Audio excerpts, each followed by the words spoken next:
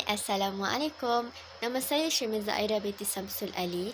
Hari ini saya ingin kongsikan kepada semua iaitu Malaysian Legal System, sistem perundangan di Malaysia. Sebelum ini saya ingin mengucapkan ribuan terima kasih sangat-sangat kepada Ustaz Ahmad Farid bin Ibrahim, pensyarah di Universiti Sultan Zainal Abidin, kampus Kembadak, yang telah mengajar saya dan memberi bimbingan kepada saya akan subjek ini, yang mana ia menceritakan bagaimana terbentuknya sesebuah negara dan bagaimana kerajaan mentadbir sesebuah negara dan bagaimana undang-undang itu diguna pakai di negara Malaysia.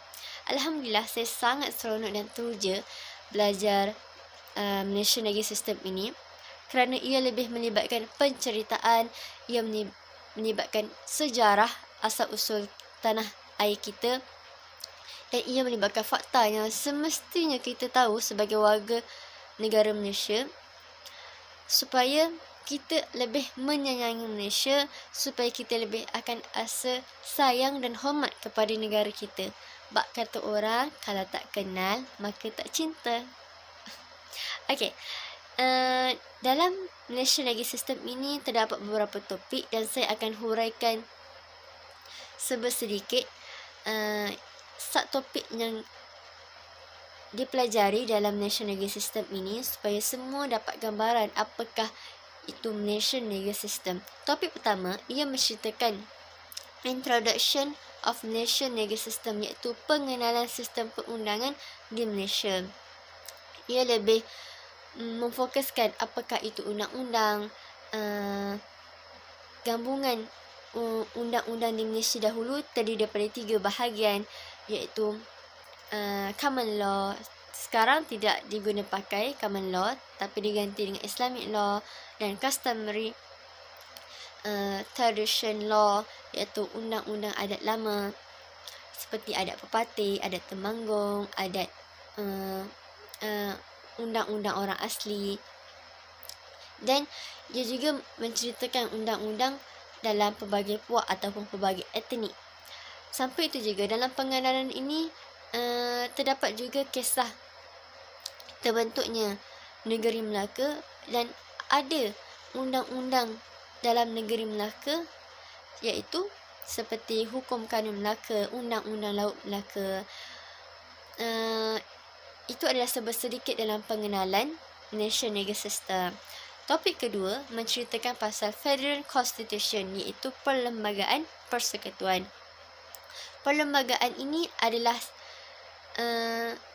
dokumen undang-undang bertulis di negara Malaysia, yang mana ia mengamalkan konsep ketertinggian, iaitu tiada undang-undang lain yang boleh berlawan ataupun membatasi perlembagaan persekutuan ini.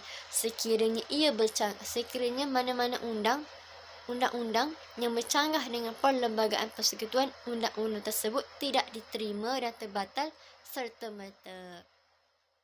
Selanjutnya, kita sambung pada topik lain, iaitu doktrin pengasingan kuasa, yang mana terdapat 3 kuasa ataupun 3 badan, iaitu badan eksekutif, badan perundangan dan badan kehakiman. Kenapa dipanggil doktrin pengasingan kuasa? Kerana ia tidak mahu setiap kuasa atau dalam setiap badan ini bertindan ataupun bercampur aduk. Jadi setiap badan itu mempunyai skop ataupun tugas masing-masing, yang mana badan perundangan, badan eksekutif, yang mana badan eksekutif tugasnya adalah menjalankan pemerintahan dan menguatkuasakan undang-undang di negara Malaysia. Manakala badan perundangan pula ianya mengubalkan undang-undang. Badan kehakiman pula ianya menjalankan kehakiman, ianya memutuskan hukuman kepada setiap kes ataupun permasalahan. Akhir sekali, saya ingin kongsikan subtopik yang ada dalam Malaysian Legal System ini adalah Syariat Courts and Islamic Law. Islamic Law ini pada zaman dahulu ataupun sebelum mereka tidak dipandang ataupun menganggap Islamic Law ini adalah sesuatu remeh, kerana negara ataupun kuasa asing dahulu mengatakan bahawa undang-undang Islam ini tidak diiktiraf dan tidak perlu diguna pakai. Jadi ia mengguna undang-undang baratnya sendiri. Dan selepas merdeka, undang-undang Islam itu dinaikkan martabatnya sehingga kini telah adanya dan masih kekal undang-undang Islam itu, dan terbukti dengan mahkamah syariah, yang mana mahkamah syariah ini ia adalah di bawah Ain Aman Negeri, dan ia khusus kepada untuk umat Islam sahaja, yang mana ia mempunyai bidang kuasa yang tertentu juga, seperti kes perkahwinan, kes perceraian, hak terhadap anak, tentang harta.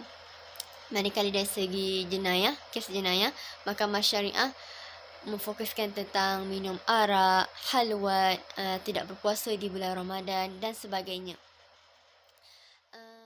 Terusannya, Seksyen 2 Mahkamah Syariah Bidang Kuasa Jenayah 1965, hukuman syariah terdiri daripada 4 bahagian, iaitu 3 tahun penjara ataupun RM5,000 denda ataupun 6 sebatan ataupun gabungan mana-mana 2 hukuman tersebut.